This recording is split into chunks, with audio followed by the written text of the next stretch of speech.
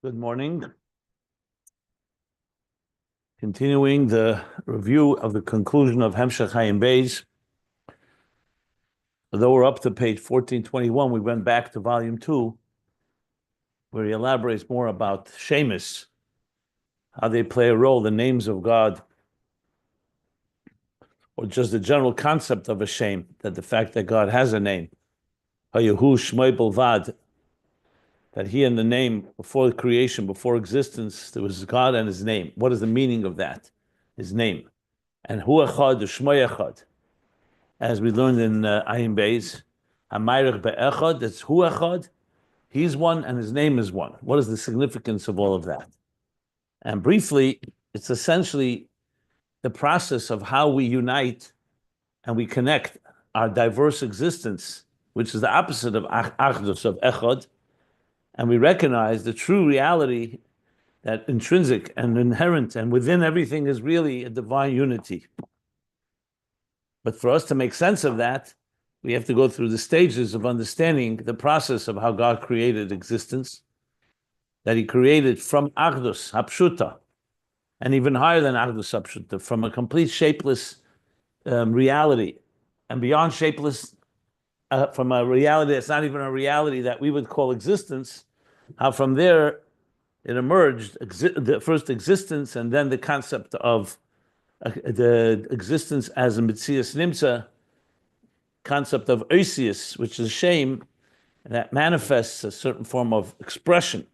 And that itself goes through many levels of expression, from a very shapeless expression to beginning to take shape, to the concept of shape and form, and then to actual spheres.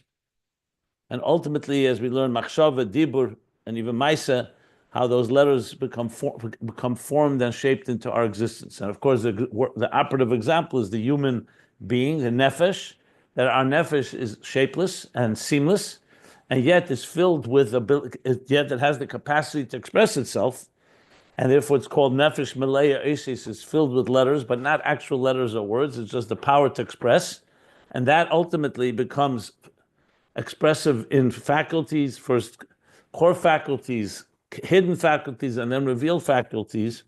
So you see, from non-existence, or you can say from non-expression came to expression, from more abstract expression comes into more tangible and defined expression. And when you can create a bridge between all these levels, that's the Ma'arich Be'echad, that's ultimately. So Shmoi serves like a bridge between who and exist, between who meaning God, the essence of the divine, and existence. So in understanding all of that, Shemus therefore plays, Shem and Shemus names play a central role, because they are the earliest stage of expression in general. So we've been learning that there's two levels of spheres. There's the actual spheres that emerge, the actual divine attributes of Chesed, of Chachma, of Bina, of Chesed, of Gvura, and Teferes, and so on.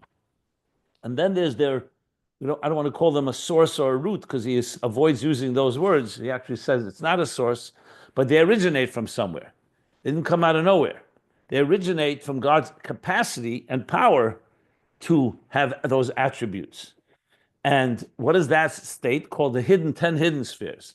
First he explained that the 10 hidden spheres are not a helam she'enim b'mitzias, like a spark within the flintstone. So it's really more of a potential, but something exists there.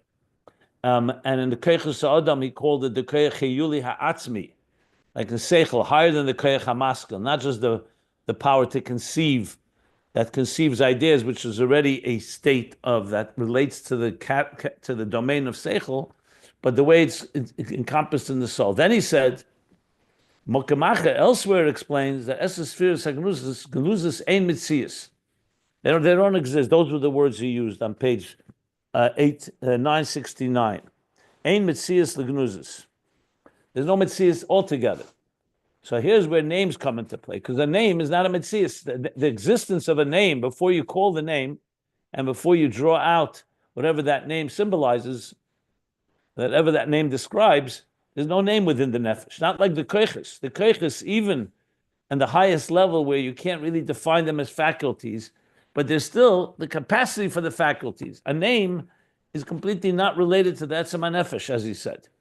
That doesn't mean once you have a name, it doesn't draw from the nefesh, as we discussed at length in the previous class.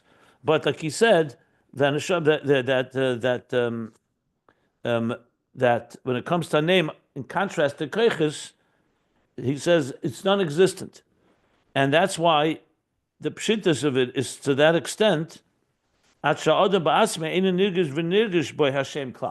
doesn't even sense that name at all. He has no need for the name. The soul itself has no need for the name, unless you talk about expression.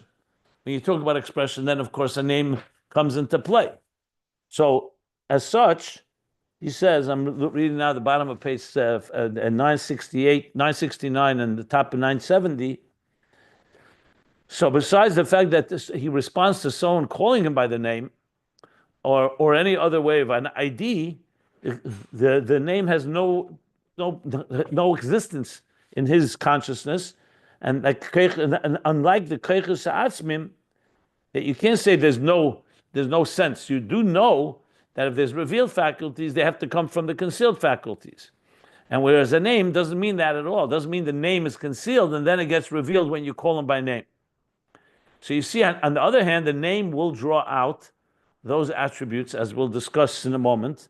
I'm just summing up the top of the paragraph, the top of the page. Okay.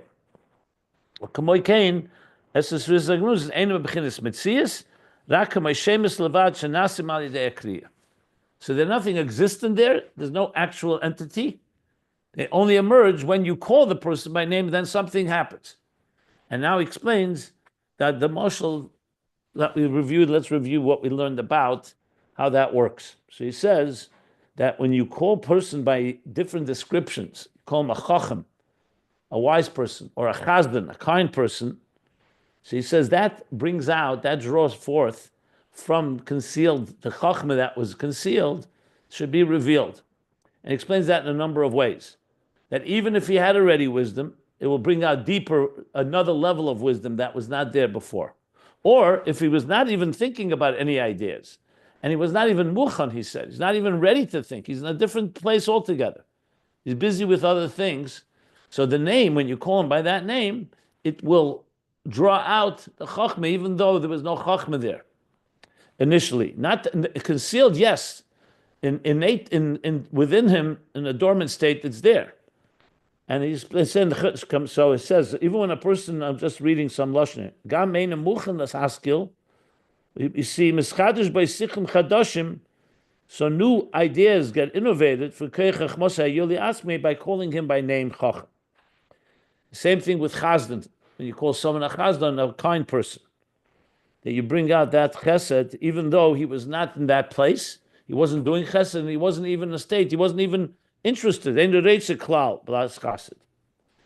what the shvachim, the praises and compliments and calling someone by the name achieves. He gave the example and said that's why the students of the Rashbi, they called him by name. When they praised him with different compliments, this was in order to arouse and awaken those hidden faculties. So the Rebbe Rashab concludes from that, v'nimtza, that before they would call him Chacham, that Chacham was not Begili at all. And he himself was not even aware of it. Like we said, it's new ideas that he didn't even think of before.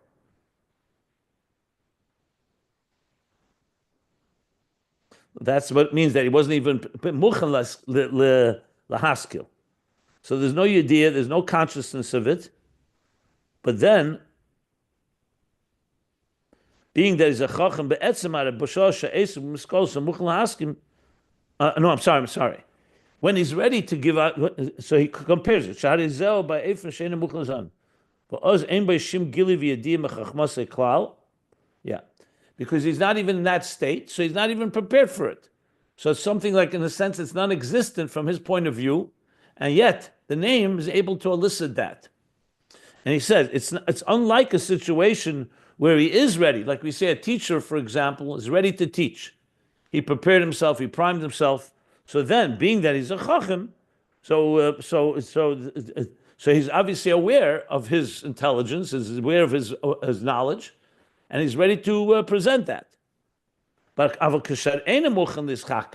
But when he's not in that state, he's not even prepared himself, he's not even in a state where he feels worthy or is ready to teach. So then, then he's not aware of that chachma because that's not what he's focusing on.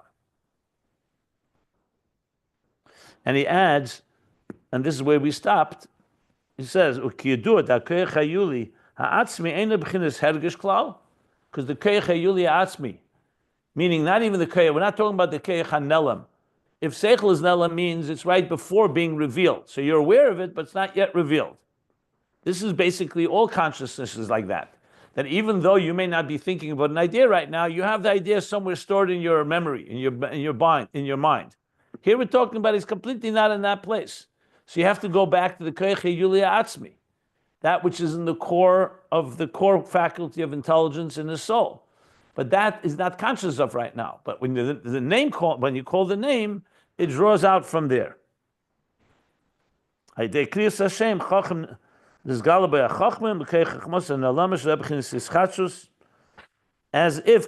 ata nasa chacham b'kriya v'yiseiru.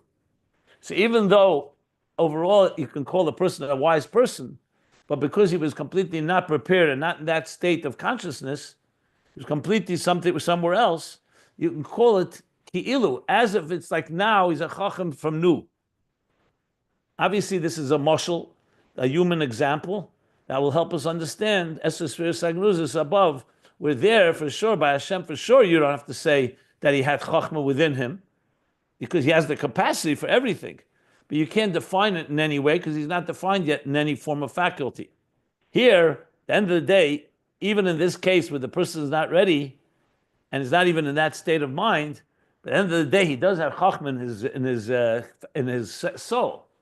I'm just making this qualification. He doesn't say it right here. He may say it later. But it is an example, and all examples, they have their limits. It's an example because it's teaching us an example of something that is not existent, at least not in our consciousness, and then the name draws it out.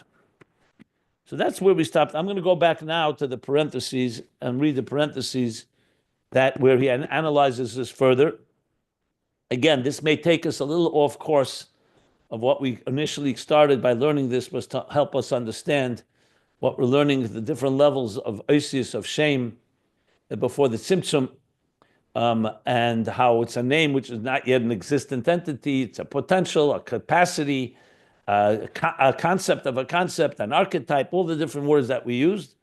But nevertheless, once learning already and he's being more thorough, we'll learn the parentheses and go through the more details. So this is a summary of what we learned so far.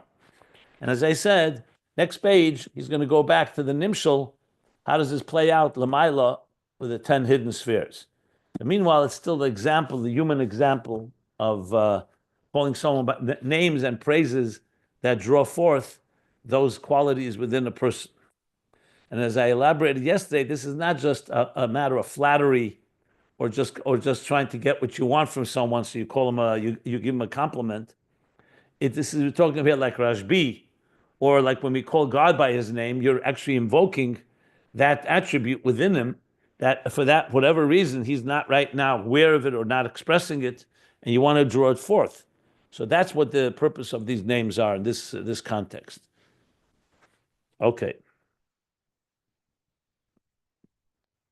So we are in the edition I'm using. We're on page 970, volume 2, and we are around 2/3 down the page. The line that begins Ha'atzmi, Ein B'chinas Hergish, Klal She'ein Neide Gam Mitziyuseh, which is a strong statement that the person is in a state, even though he has intelligence, but he's right now in a state where he's not aware of it at all. And a simple example would be his mind is elsewhere altogether. He's not in a state, like let's say, talk about a great teacher, but he's right now busy buying a lulav, or he's busy with his family, or something else. So even though he's the same person, but this is a koyach hayuli atzmi, and he's not in that state. So if his students came to him and said, "We want to hear a teaching from you," he could easily say, "Not right now, I'm busy with something else. I'll prepare myself and then I'll come to speak with you." I mean, you have this even from the Rabbeim. There were times where Chassidim asked them to say a maimer or something, and often a Rebbe would say, needs a chana. We need to prepare. That's not just prepare to be able to formulate ideas and be able to express it. It also means being able to create the flow, that the proper flow from the nefesh to express yourself. Not always are we in that state. I'm just elaborating examples to help it make it a little more easier to understand. So then then he begins a parenthesis. And as usual, the Rebbe Rashab begins to develop the nuances. That is, even though he made that statement, he'll always qualify. I mean, how many times have we gone through this? Where he says something and then starts qualifying, but it's not exactly like that. Not mamish. It's somewhat like that. And there's always an exception. We have this, again and again, and I always emphasize this is common in Chassidus, because Chassidus does not talk about actual defined levels. Everything at the end of the day is archetypal, and everything is conceptual. And when I say everything, I mean, relatively speaking, even Atzilus, where we talk in that actual spheres, when we say actual, what does actual mean? It means actual relevant to conceptual before the tzimtzum. But if you compare Atzilus to Asiya, the actual that we touch and that we can experience with our sensory tools, so even the word actual is relative when you start really breaking it down. So the Rebbe Rashab is now going to qualify what he means by this level of Koyach Yuli, where the names are drawing out as if, like he says afterwards, Ki'ilu Ato Nasa Chochem. So what are we going to say? Rashbi became a Chochem when they called him a wise person? Of course not. He was a Chochem before they called him by that name. But from where he was, his state of mind, the state of being, that's not where he was. So the name drew out that. So it's not Yesh Ma'ayin Mamish, if you want to use that expression. But it has an element of Yesh Ma'ayin because it's something that he wasn't at in that place at all. So you're going to qualify and say like this. So Makol Mokim,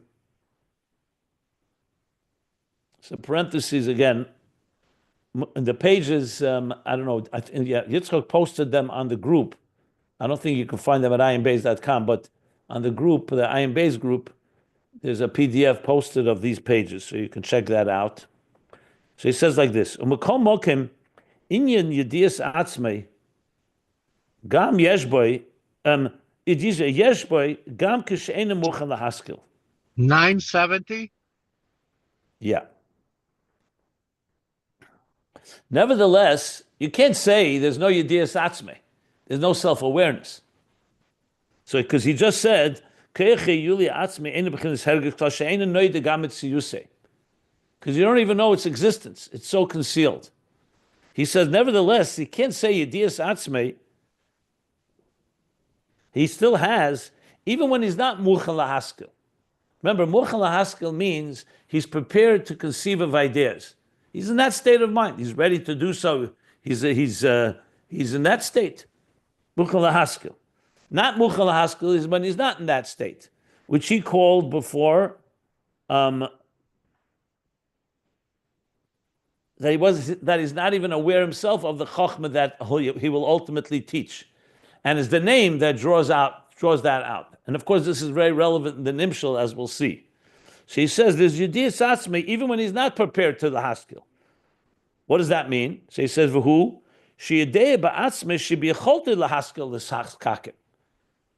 So we're not saying he doesn't. You're saying he doesn't have the idea in mind, and that's why you say he's not ready to teach or ready to conceive of ideas.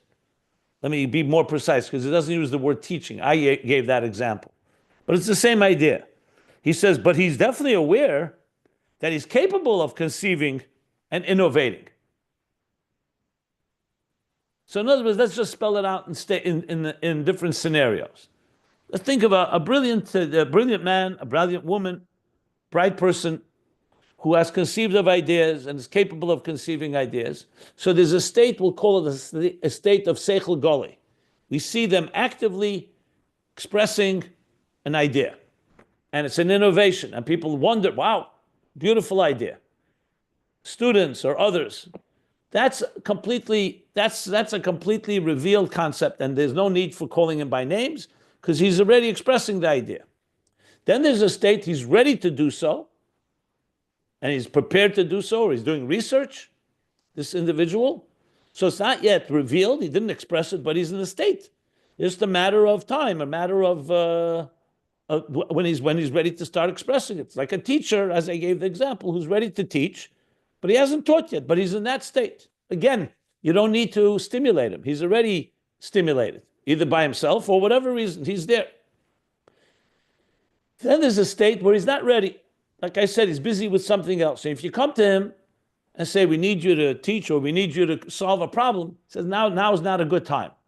Again, I'm giving a very practical, making very balabat, very practical. Now is not a good time. And at the time, he's not even aware of what he's capable of conceiving because he's not applied himself to the problem, whatever that issue may be in this example. But that doesn't mean he's not aware that he's capable. That's what the Rebbe Rashab is saying. So again, very nuanced. I don't want to. It's not splitting hairs. Obviously, it's just establishing that he says clearly you can't say this. So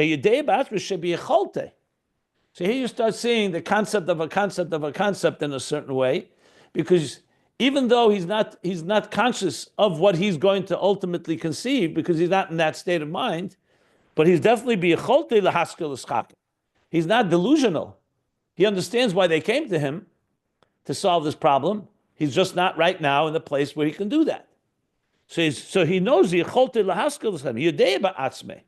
So that's why the Rebbe Rashab says, in Yedias Atzmei, yes, he has self-awareness. This is not like he's in a state where he's completely oblivious to the fact that he's capable of. So he has Yecholte Lahaskel L'Schaken. U'Kanoida, and as it's known, the in Yedias Atzmei Hu Makeches HaNalomim. So now he's adding Yedias Atzmei, self-awareness, is from the Keches HaNalomim Dafke. Is from the hidden faculties. What does that mean, Dafke?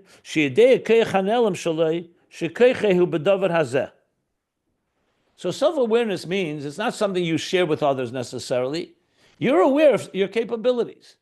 I'm not saying you're aware of all your capabilities, but you're aware. You're aware. Even if someone else may not know what you're capable of, a person who's an experienced person, who's gone through life and who has established himself in a certain way, so in his he's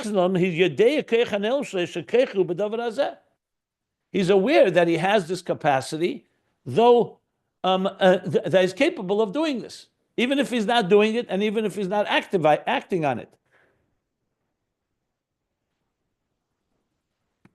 So that means, so here he's going into, so there is awareness, even if you're not activating it, and this would mean, of course, awareness that you're aware that you're capable of conceiving of ideas, even if you're not conceiving the ideas actually, and even if you don't know what idea you're going to conceive. You know, like for example, I'm thinking of an example. I have to write something up and I have a deadline in a few days to finish it by. But I'm busy with other things. I know I can do it, but I know what I'll need to do. I'll need to research. I need to sit down with a few of the Sfarim. And then, of course, have to sum it up and type. I'm capable of doing it, but right now I'm not doing it. And I don't even know what's going to ultimately emerge when I actually finish writing it, how it's going to sound, that I didn't get it right. Maybe it needs more clarity.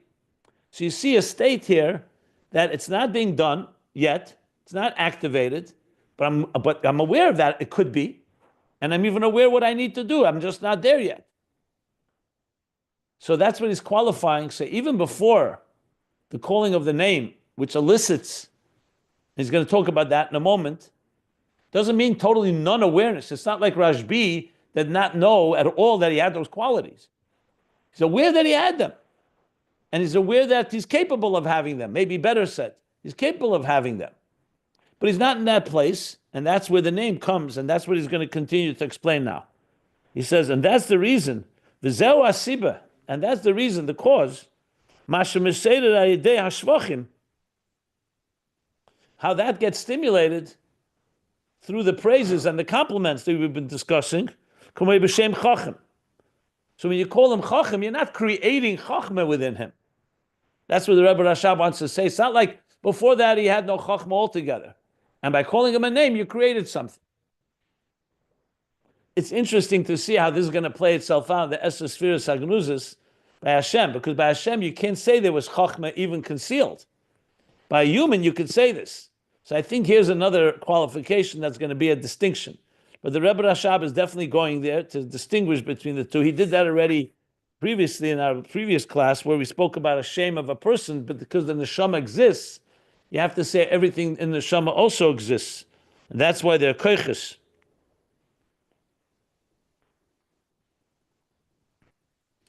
And that's why there's a tzir kloli that the name is connected to.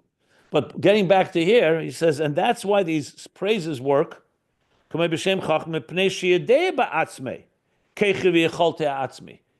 the person you're praising knows and he's aware his power and his capacity at the core.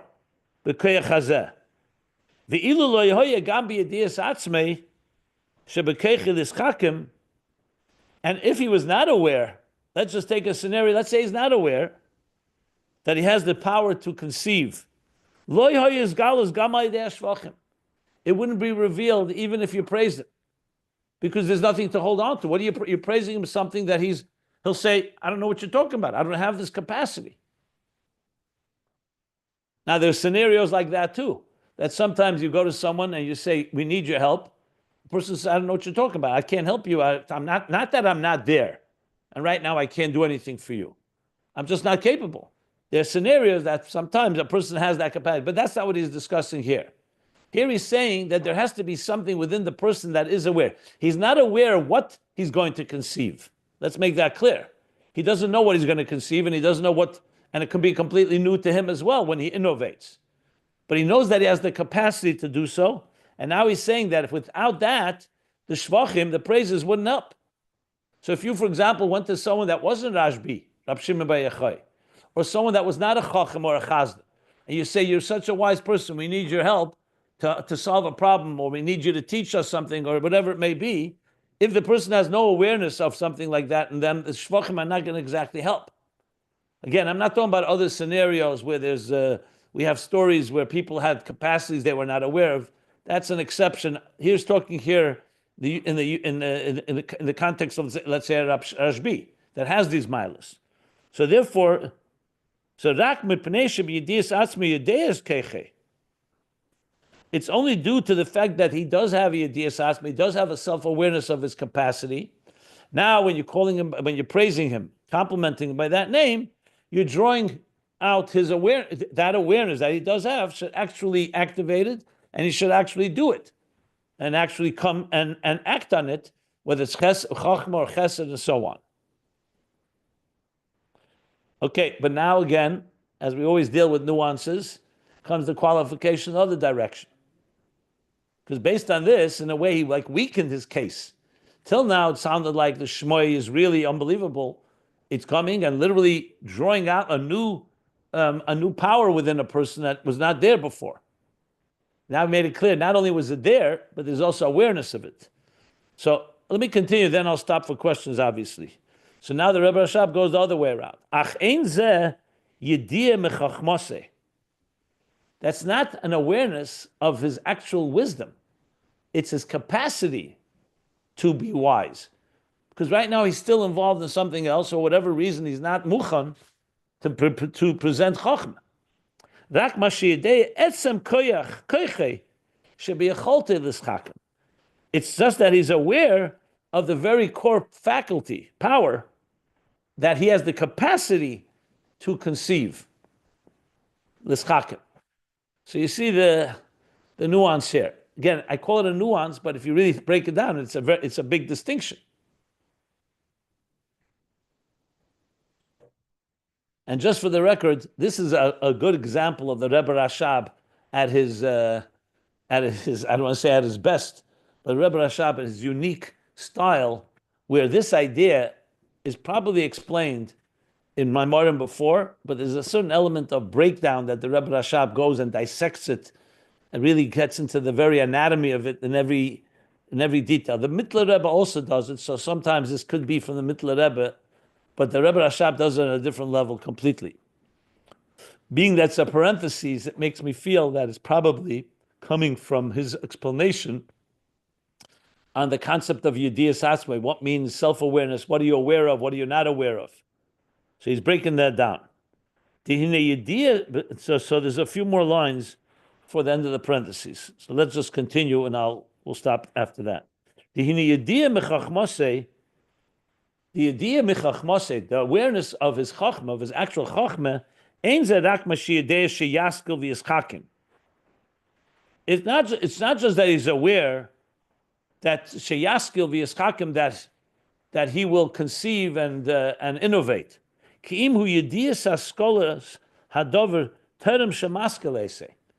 we say that, we're talking about before he's even conceiving, he understands the haskalah before he's actually developing it. I think that's what he means to say. So there is another state here. He's conscious of the idea. He's maybe not developed it yet. He's not turned it into something he's ready to present.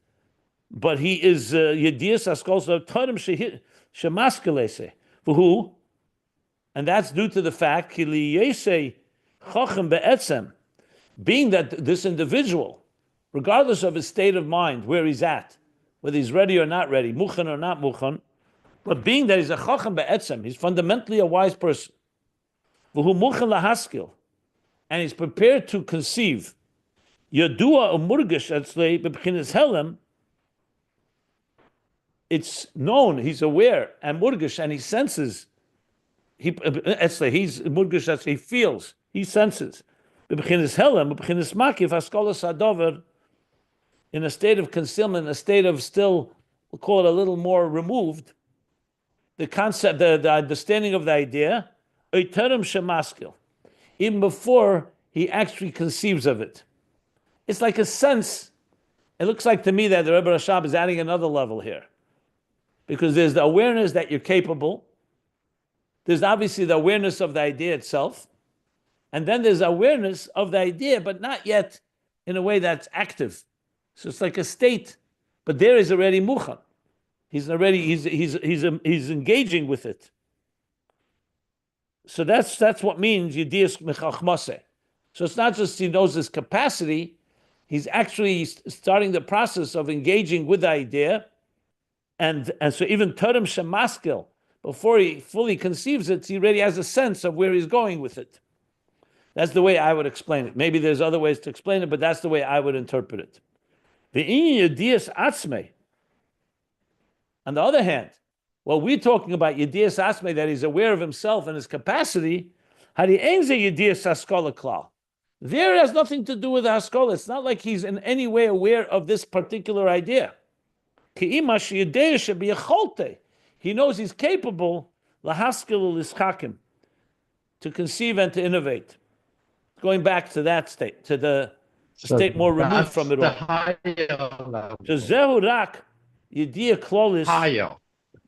Let me just finish the whole parentheses and then I'll take any questions. 1 second. This is just a general awareness of his capacity. It has no shape and form as far as any particular concept or idea. He just knows that he's capable.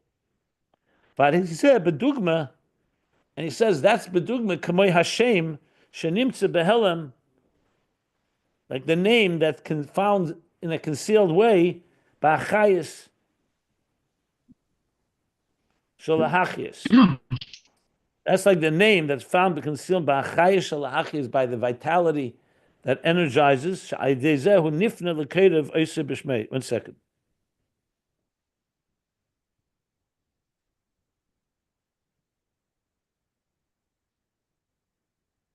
And through that, he responds to people who call him by his name. Okay. I think what he's adding now, that we're not talking about the name Shem, Chochem, or Chazdan, which of course elicits that those strengths within the person. He's saying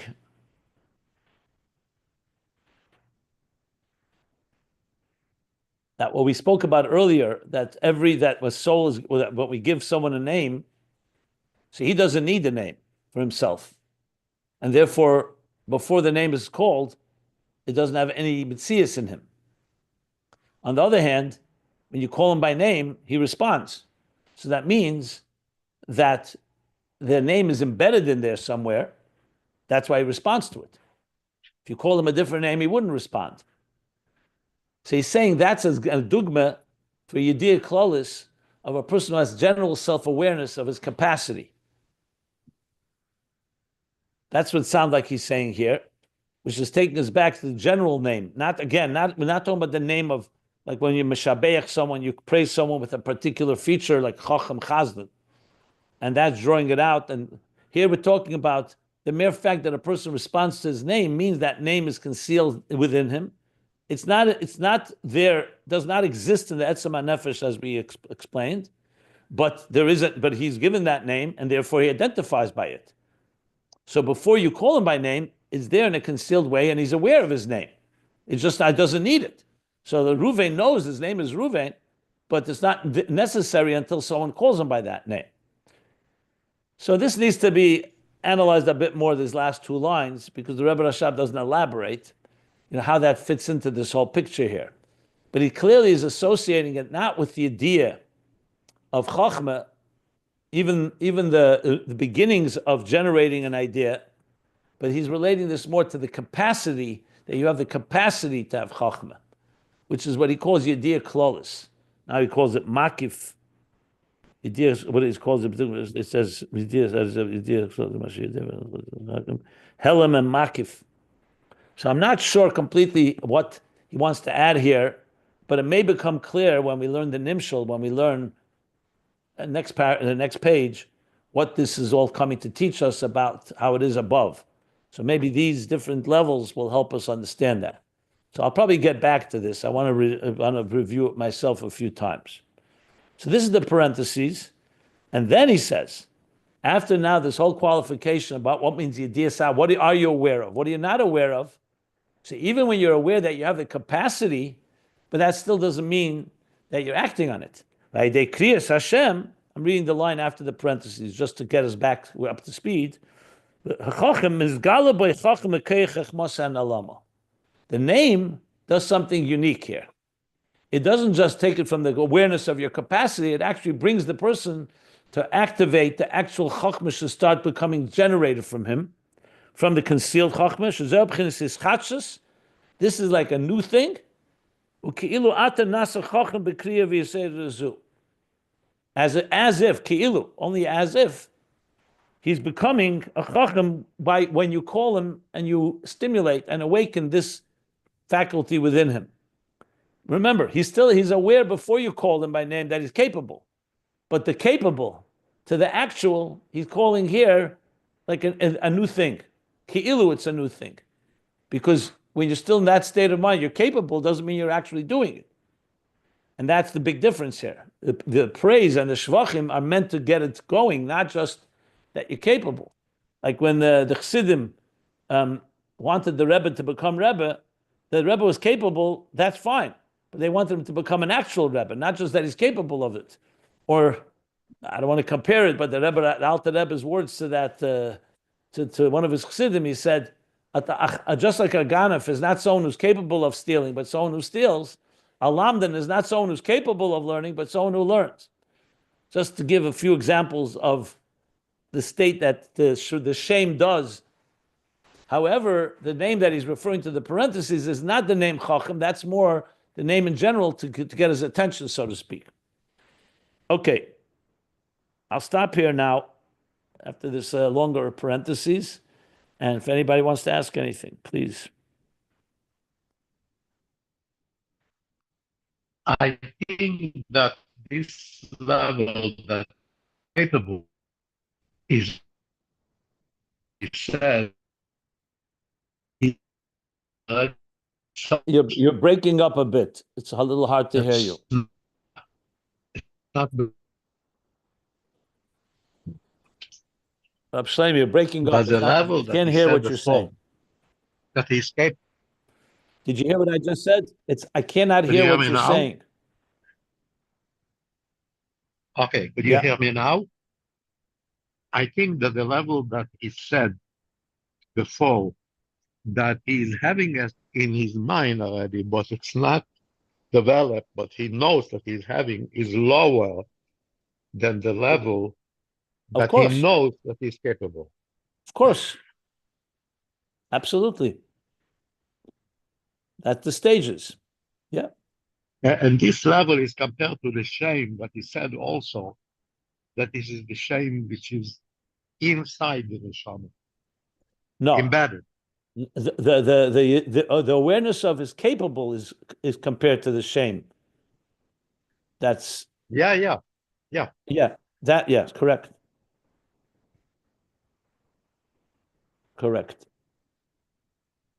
Well, look, when you call someone by the name Ruvain, you're getting his attention.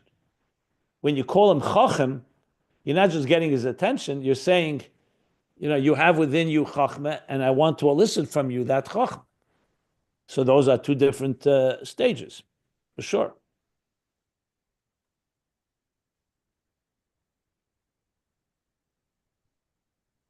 Okay, good. Is it all clear? Everybody clear? Or you want to add?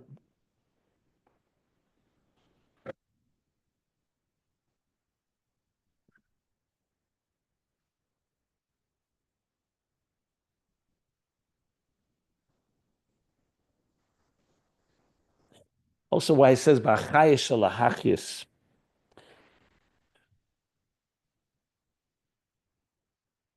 Okay, because it's the name that gives what he said before.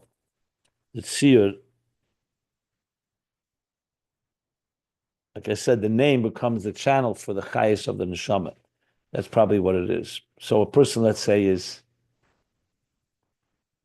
like Chassidus gives the example. If a person, God forbid, is comatose state, he faints, you call him by name, it like stimulates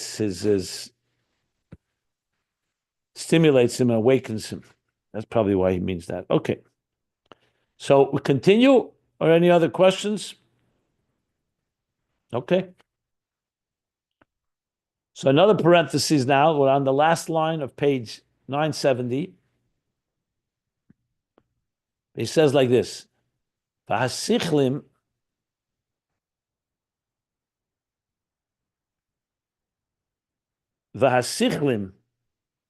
be'emes, he just said that says chachus, because he was not in that, he wasn't prepared for this. He doesn't know what he's going to innovate. It's all new. So even though he has the capacity, but the jump from capacity to actual is not just Gilead Hela. It's not like, okay, he has the idea within him and he has not expressed it yet. No, doesn't have the idea yet. He has the capacity to solve the issue. Going back to the example, there's a dilemma, and you're reaching someone who's right now says, I can't really apply myself to it. By calling him by name, you're getting him to apply himself. That's a ischachus compared to his capacity. Because let's say he comes up with an unbelievable, innovative idea. Think of someone who came up with a unprecedented perspective, a theory in science, a havdil. So that's a chiddush. So he's adding now in the parentheses that the chiddush is further. It's not just a chiddush relative to this gavra, to this individual, because before he didn't conceive and now he did. He says, in general, seichel, actual seichel, innovations, are be'emes an element of ischachus. Because even though a mind has the capacity, when you think of, I'm using, the Alter Rebbe was machadish, the shit of Chassidus Chabad, right? It's called a chiddush. He was a neshama chadasha, talking about Yutas Kislev coming this week, neshama chadasha. And he came up with that anushi. Now, obviously, when you say new, you have to qualify kol masha talmid vasik asel l'chadish nit l'meisha Sinai. So it's not new, God forbid, in the sense that it wasn't encompassed in some way in the Torah that was given at Sinai. However, it was there in a state that nobody could draw from that. Nobody could see it. The Alter Rebbe had the capacity to draw out a new approach relevant to our times, just like the Baal Shem Tov Chassidus clause, just like Chidushim we generally say. The Chidush of Rashi and his approach, Rambam, the Chidushim in the Gemara. There are Chidushim. Some of them are mind-blowing. You'll say, 1 second, but the person had the capacity before they were Machadish. Sometimes you hear a Gon a prodigy to explain a Gemara like no one ever explained this Gemara. Say, wow, that was amazing. Now, before he explained it that way, and before he himself innovated it, it was there. He had the capacity to do so, but it wasn't there. You don't have the chiddush. It's like saying the Alter Rebbe had the capacity, or even 1,000 years ago, there was the potential for Chassidus Chabad to emerge at some point, but the Alter Rebbe actually did it. So he's saying that actualization is more than just relative to the capacity. He's saying, be'emes, the sichlim are ischachus. Ki ha-sichlim haboy mekoich ha-chochem ha-yuli atzmi. Because sichlim, we're not talking about a seichel that was there already, and you're just saying, an idea that you have in your mind, but you're not aware of it, and now you're drawing from it, and you're sharing something you already conceived of. We're talking now new ideas. It's a new dilemma. That's why you're coming to the chacham, you want him to solve something new. So you have to draw from koich ha-chochma yuli ha-atzmi, like we learned. Heimo be'emes ba'efen achel legami ma'sichlim shememoked ha-seichel hanikra koich ha-maskil. They are indeed, actually, in a different manner, a chiddush of a different sort from the sichlim that come from the moked ha-seichel, the koich ha-maskil. Remember, we learned earlier that the koich ha-maskil is the power to conceive, but it's a power to conceive that relates already to seichel. So let's think of it like a reservoir. You don't have access to it because it's not actual yet. I don't say reservoir is not a good example because it does have water in it. But think of it like a repository of the ability to conceive. We're not talking about now the koich the cholte and the koich yuli atzmi. You're talking about koich ha-maskil. And then you conceive. So that he compared more to like the coal, the hot coal, when you fan it, so the flame that's concealed inside the coal becomes revealed. But the tzurach halomish, which you strike, and the sparks come out from the tzurach halomish, that he compared to helam she'ena b'mitzias, and that he said is more like the koich hayuli atzmi, because you're not just accessing seichel, that let's call the usual innovations. You're pushing this person to innovate something that was never innovated before. So even compared to his general seichel, he calls this hubchinas er chadash keneda. This is like an er chadash. So let me just explain an example. Every one of us has a certain amount of natural strengths. I'm just going to use a very simple example. If someone gave you a stone, you could probably throw a stone 100 feet, 200 feet, I don't know, whatever the natural strength a person has. Okay. Someone will say to you, do you have the ability to throw it further? You say, not right now, but if you give me a few months and you condition and exercise and you develop the muscles, and then you can throw 300 feet, 400 feet. And someone will say, why couldn't you do that before? Because I didn't really access the old strength that I had within my muscles. That's like koich ha-maskil. It's there, but you can't really see it yet until you develop it. But then you see, in a case of emergency, God forbid, you sometimes see a person has superhuman strength that even with exercise and conditioning would not be able to be revealed. He goes much deeper into the koich hayuli atzmi. So the same idea is with seichel. All of us have the ability to understand more than we do understand. That's a fact. The mind is more powerful than what you've actualized. Some say we use 2% of our minds, 5%, whatever it is. And even we all know that. There are things you understand. That's nice. There are things you need to struggle with. But when you struggle and you exert yourself, you ever learned a hard piece of Gemara? Or for that matter, a deep piece of Chassidus. In the beginning, you understand a certain level. You work harder on it. You review it. You ask questions. You challenge. You try to explain it to others. What are you doing? You're exercising the brain. So now the koich ha-maskil is, you're drawing more from the koich ha-maskil. But this is all still a capacity that you have access to. Then there's a whole other story. Similar to what it says in Samach Vav, and there's a story with the Noidi B'Yehuda I'll say in a minute, that someone comes to you with a dilemma, a life and death situation, God forbid. But you really have to apply yourself much more than coming up and understanding a deep idea. And here you have to go a lot deeper and innovate something you would never have come up with This is exactly what Chassidus talks about, that the Alter Rebbe, after Peterburg, after he came out of prison, was completely new Sichlim Chadoshim. It says, the Frierdiker Rebbe said, after Yud Beis Tammuz, that now we're going to develop an Antfikkel, develop a whole new level of understanding Chassidus. And it always came after darkness. Like after Yetzias Mitzrayim came out in Torah. Why? Because something about oppression, Zayis, Kishakechene say, when you press it, it gives out more oil that you wouldn't get if you didn't press it. The same idea. So now you're reaching not just into the Koyach HaMaskil, the natural exertion, you're going deeper to get something from a much deeper place. Like Moshe Rabbeinu, after Chet Egel, he got the Yud Gimel Midas HaRachmim, a Tshuva Yom Kippur, the holiest day of the year. That was not just coming from the Koyach HaNelam, like Koyach HaMaskil. That was coming from a much more Koyach HaYulia Atzmi in that example. It's an example only. So point being is, so he's saying now that the truth is, real Sichlim Chadoshim are coming from that level. So it's called the Er Chodesh. So it's not just a Chiddush that compared, okay, before you only had the capacity to conceive, now you're actually conceiving. That's also a Chiddush. Ki'ilu Nasa Chochem. But now in the parentheses, he's adding that the Sichlim are actually a different caliber, a different quality Sichlim. Now he doesn't say it's coming from darkness or from challenge. I'm just using that to explain what would motivate you to go deeper like that. And that's why Yutaka see, and Samach Vavi explains, the difference in a coal, a hot coal, to get the flame going from a hot coal doesn't take much effort. You fan it, you blow on it, it's not, but to get a spark out of a flintstone, you have to strike it.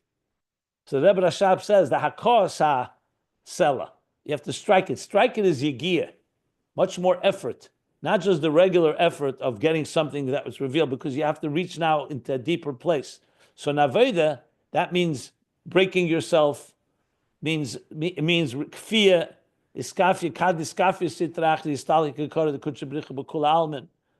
In other words, you need something, a lot more exertion than the usual. And often that happens when there is a challenge. And like they explains in Basilagani, Midas Hanetzachon comes out when there's an enemy, then the king is mevazbez, he splurges all his treasures, because Midas Hanetzachon touches a very deep place. When you're challenged, it brings out the deepest type of koiches. So I'm using that to explain this, not exactly what he's saying, that per se example, but just to explain what means the Sichlim Chadoshim. So now we go the other way around. Before we said there was the idea Satzme, you're aware of your capacity.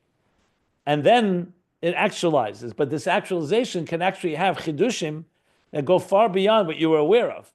You were aware that you're capable of it, but you're not aware of what actually is innovated and these new Sichlim Chadoshim until the time comes. In this case, the name, calling the name, the Shvachim, draw that out from the individual. All this is the mashal in the human mashal. I'm going to stop here. The next section is going to go, Kamoi Kain, Yuvan Lamaila will understand that above by Hashem. How does that work in the process of the names of the Esespheres Sagruzis? How God's, so to speak, faculties and attributes emerge from a place that's completely shapeless, seamless, and completely non-existent. So we're going to learn that next. But let me stop here. Again, anyone wants to ask anything, please do so.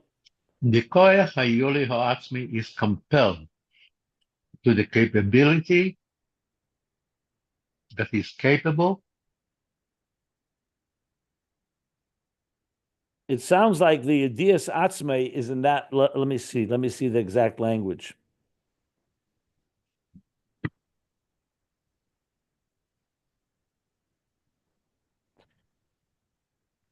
Before the parentheses, he said these words. You don't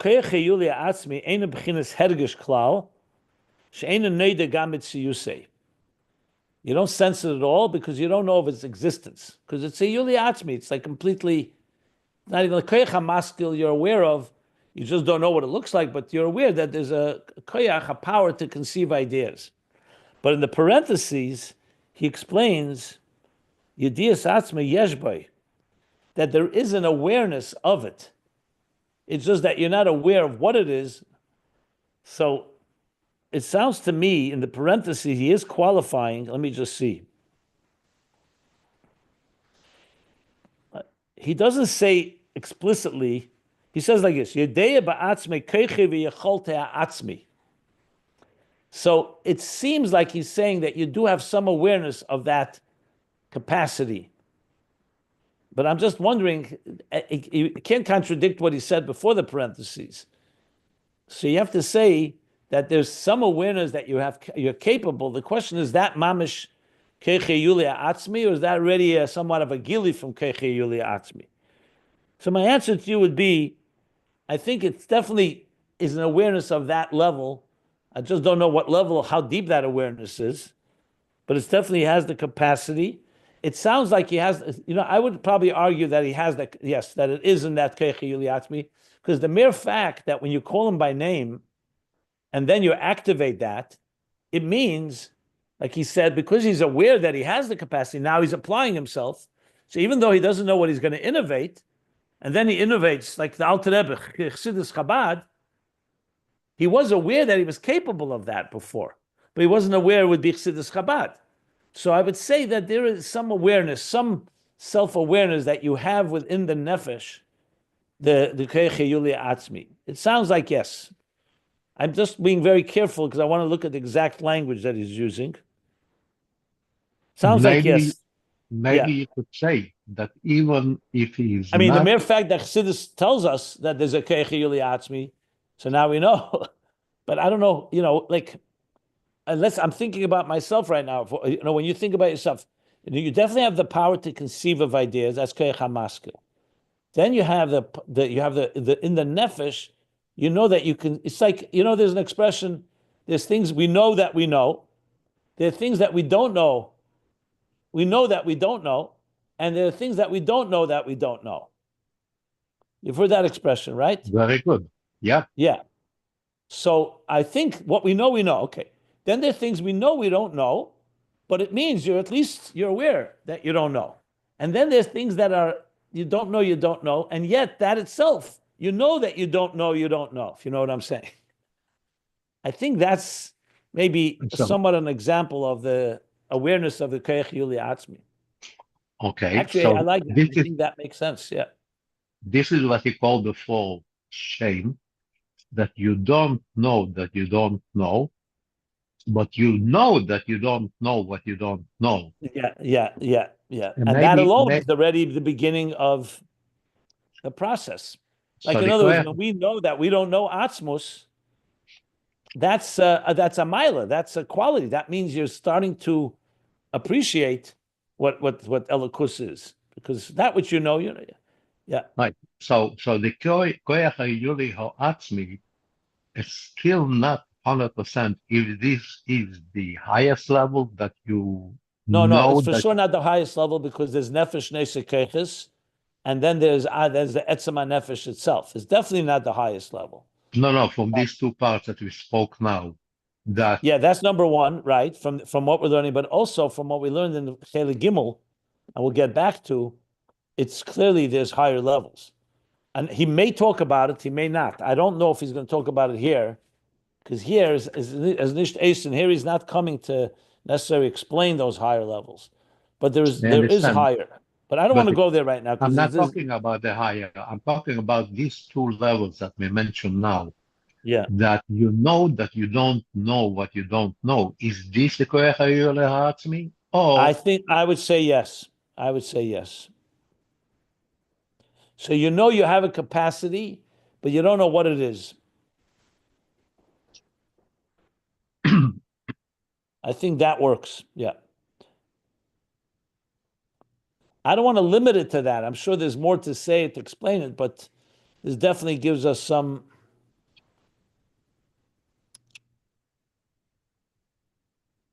Look, we all know we have a soul.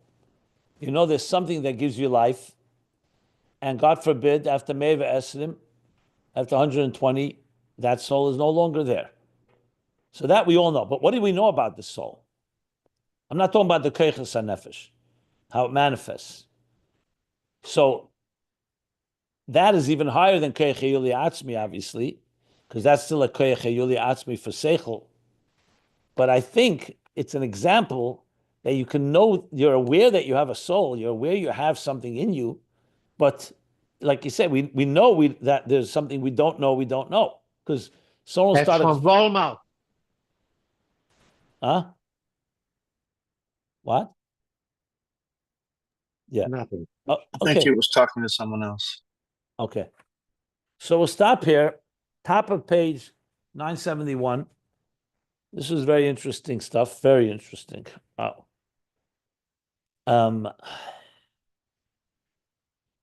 Unless there are more questions, I'll stop the recording here. Okay. I have a question. I came in late, so please forgive me. This may be like way so far afield that you can just say that and that's the end of it. But Yeah. Is this I know that we didn't get here because we're talking about prayer at all, but when we call out to God in prayer, we're asking him for something that is not possible in the moment for us. That's, or else we wouldn't be davening for it.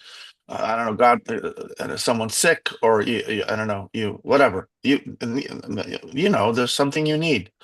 And so you call out to God's name, and by doing so, you're essentially stirring up within the Avishter a notion that he could easily, wave his magic wand on his own without you asking. And oftentimes he does, thank God. But in this instance, we're calling out to him for something specific to sort of stir his brain, if you will. And okay, I see the issue there. And I'm going to innovate a way to solve your problem. Is it related to that at all, or am I just way off in nowhere land? No, there may be a connection, but I would wait till we only talked about the mashal now with the human. He's going to now continue about Esosphere Sagnuzis, how it is Lamaila. So I think it's more fitting to discuss it there to see if that applies. Because the fact is, like I mentioned yesterday from the Sifri, the Chassidus brings, a love Leila Midesov, that we say, B'chol Karenu I love. Those that all those that call to him, and we do invoke names, Havaya, Rachamim, Kael, we have names that we, L'cha, Hashem, Agdula, Agvura, Tiferes, Anetzach, V'ahid. So this definitely connects to what we're going to be learning, because we're talking about the names of God. But I would wait till we learn it in the Nimshal, in the moral, how it is above, and then see how that may apply to the prayer and so on, and how we reach to God. Because it's ultimately going to be that we are invoking different attributes of God that we want to bring into our lives. And on the other hand, God is higher than any attribute. So how does that work?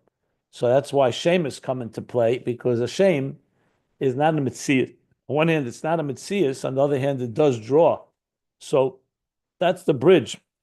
I think it is going to be related, but I would wait till we learn the next section, At the and then go divine back level. actually to volume 3, where he's going to talk about Avodas Hashem, how deep it reaches and how high it reaches.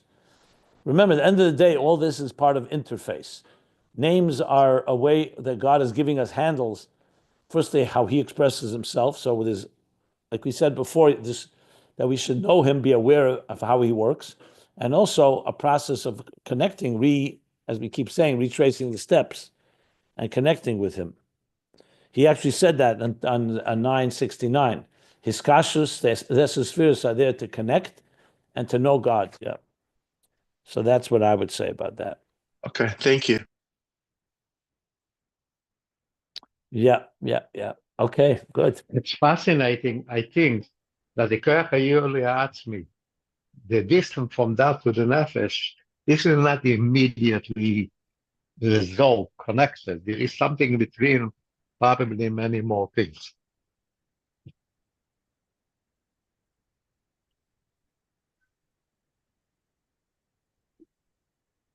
You're Did saying, you hear? I know, I heard what you said. You're talking about the Koach Hayuli Atzmi from the Etzem HaNefesh now? Yeah, I think that from the Etzem HaNefesh until the Koach Hayoli Atzmi should be more levels. I said we're going to learn that back in volume 3. He talks about that more.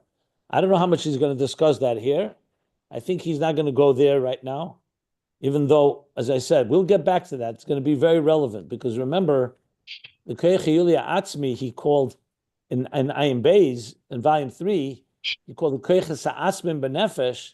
He said the Shmoya Atzmi is like even higher than that. It's like Nefesh Nese Koyches, like Yechelis Atzmus.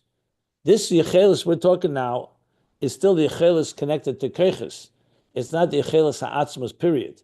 It's not the Yechelis of the Nefesh to have faculties. It's the Yechelis of the Nefesh to Lahaskel. Like he says, Koyach HaYuli, Koyach HaChochma HaYuli HaAtzmi, Chochma. So, yeah, we're going to, this will all be discussed. Yeah. The Etzem and Nefesh, it's the Etzem, but it's not Atzmus, obviously, but this is the Etzem. What, would you elaborate something about it? This is from Atzmus, I don't know, part of If him. you remember, the Rebbe Rashab elaborated this in Ayin Beis Cheli Gimel. I always point at page 1406 on top, where he goes through the Eitz Chaim, that Neshama Yechida comes from Yachid, and Yachid is Tachtena, what he calls Nitzutz Kotem Eid, Achreina Shebebeira. So if you read that page, that's where he explains Etzem HaNeshama. To the best of I think it's very clearly defined there. What about the Nefesh Abamis? This is the Nefesh Elikis. Nefesh Abamis Now we're already going beyond Nefesh Abamis. So what about it? Let me. It's a Nefesh. It's a Nefesh. It gives highest to the goof. So, do you think that the Nefesh Abamis is rooted in Lifnei Tzimtzum? I'm asking. No. Nefesh Abamis is Klippas Nega, it comes from Klippas Nega, as the Alter Rebbe says in Tanya. It's rooted in Elam HaTeyu. Obviously, everything comes from Elokus, but Nefesh Abamis is already part of within us, the behemoth within us, which is part of how the Neshama is beslabish in the Guf and the Nefesh Abamis. So I look at more like a much lower level than what we're discussing here. We talk about Etzem HaNeshama, Yisrael v'Kudshe B'richu Kulachad, those levels that we talked Etzem HaNeshama rooted in Helam Atzmi. Then you're talking about the Eibishter envisioning, like he said, B'min Nimlech B'nishmesein Shel Tzadikim, Hashem envisioning the Avedus Halas Man of Tzadikim. That's the Etzem HaNeshama of the Nefesh Elikis, Chelik Elikam Emal Mamish. So if you read in Tanya, Chelik Elikam Emal Mamish is a lot higher than Klippas Nega. Yeah, that's Nefesh of course. Abamis. But take Goyim, which is not Klippas Neiga, Shalish Klippas Atmeis. All the dargis that we spoke now about, say, Yulim and etc., it's not shaykhs to their nefesh. It's shaykhs to everyone. What do you need to speak about Goyim? What about an Evan, a stone, or a tree? Who created that? Atzmus created everything. There's only one God. Everything is connected to Atzmus. The question is how much of Atzmius, of Atzmus, is manifest in the personality of the stone or the personality of the animal soul. So if you're going to say that if you're talking about the Umas Elam, I'd rather leave that for another discussion. It's a whole other discussion because they're also created B'Tselem Elikim and they have B'chira in their areas. And Chsidim Elam are not from Shalosh Klippas Atmeis, from Klippas Nega. So I don't want to speak about non-Jews right now. If you speak about the world, if you're talking about the world, so we spoke about that God created a Tachtenim. Tachtenim is like the mansion, is the home. But the home has a reason. He wants his children to come into this home, the Neshama, and to transform it into Adira B'Tachtenim. So the Tachtenim come from Atzmus Yesha Nivra, created by the Yesha Amiti, but it doesn't have any divine Giluim in it. Just like the Neshama down below needs Torah, the whole Tachtenim needs Torah, Mitzvahs, and a Neshama to illuminate it. So you have to understand what we're talking, the means, the end, so you're getting into that whole area. So everything is rooted in Atzmus. but different parts of Ishtalshalut, so different parts of the picture, each one serves a different role. This is something I've been talking about at length when we talk about the psila, the wick of the divine soul manifesting in the shemen of the animal soul and the body, and ultimately the shemen of mitzvahs, the physical world, and turning it into oir, teira oir atzmi. So this is what you're talking about, goes back to the very central themes that we're learning in Chelik Gimel B'chlal Ayin Beis, the interface between Elikus and existence, but there's different levels. It's like saying a Sefer Torah, you stand up for a Sefer Torah. But there's also Elikus inside of a stone. So why don't you stand up for a stone when it's carried into the room? Because there's no Gili Elikus there. It's created by the Eibishter. It's like a product of God's. A Torah is also a manifestation, like he explains in chapter 23 in Tanya. It's a manifestation of Ratzon Hu, Ratzon v'Chachmase Yisbarach. So you have to, you're going into now Thank that you. bigger discussion of these differences between yes, it makes it Giluyim and clear. Etzem. Huh? It makes it clear. Would it be correct to say that the daimon is also having a nefesh, like you explained now? Of course, Arizal says nefesh deimamas. For sure. They have a nefesh. They have chayis that gives them chayis. It's a nefesh ad deimamas. There's nefesh ad semechas for a tzemeach, a nefesh ad chiyunis for a chay. Yeah. Shayich v'amuna. So basically, only the neshama, which is the nefesh keys, is completely vayipach different. ba'apav nishmas chayim. That's the key. The techiyusei v'nimiyusei. That's what he says in Tanya. Only the human, but it doesn't say that the nefesh inside the animals or the semech and chai and the daimon have a vayipach ba'apav. That's unique to the human. In this class, and I missed half of it or more, is you were talking about essentially the power of the human brain to innovate, and as a muscle to what has happened to Eberster when he creates, when he begins to think about creating. Because I did read over what you, but then Rabbi Teifel asked about what about the Nefesh Bahamas. And then my question is, you said, well, it's not shaykh to that. We're talking about Nefesh Elokis, but what about the Seichel Enoshi and the just a human being's capacity to innovate any idea, like in Silicon Valley, coming up with artificial Hold on a intelligence? second, one second. Yeah, You lost me here. yeah. This parallel that you made between our innovating and God innovating is not anything we learned right here. So No. I'm not sure that's Okay. not what All right. Then let me withdraw the question. I'm going to listen to the whole class again. I'm sorry. Let's just yeah. it's just forget about it. It's not in the proper context because I haven't listened to the class. I apologize. Okay, it's fine, no problem. Okay, so let's stop here, top of page 971. As you see, this is all there's a big puzzle here that has developing. You have to keep in mind all the different moving pieces all the time. But we'll do that. We're getting there. Let me stop here.